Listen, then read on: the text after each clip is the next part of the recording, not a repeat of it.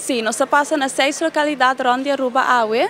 Nós passamos nas 2 bibliotecas que estão na praia e no San Nicolás e também na 4 sponsors que estão Koiman, Van Dorp na Dakota, Seiter na Cerro Blanco e Arfefa na praia. O público tem luna chance para vir aqui e stoel ng Rondi e Isla.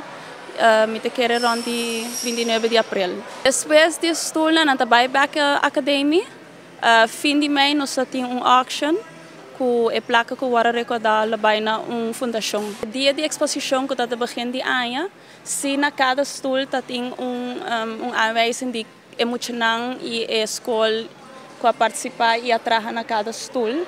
Pero awe nós está gewoon lagi assim, lo que se tem kleine beschrijving de Kiko eta hou in.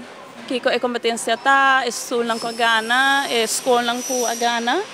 A reação tá com emocionante bom bezig, com emocionante, dus a maioria de emocionante com atrair stoel lang tá emocionante de secundária school de tweede e derde klassers. Com toch wat awak, de material reciclar, na atrair algo hobby bonita.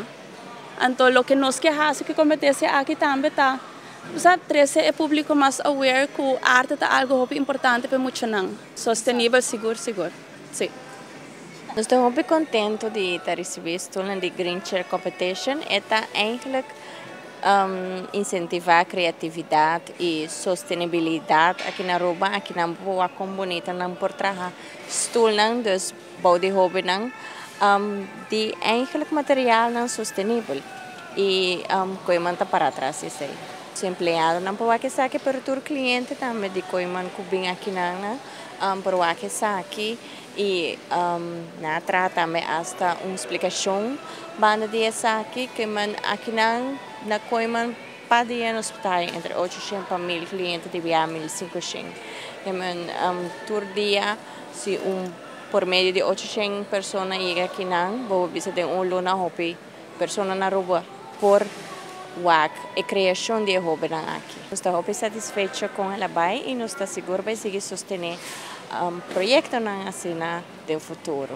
E também nós estamos contentes de por ajuda Rietveld Academy transportar essa aqui para cada empresa.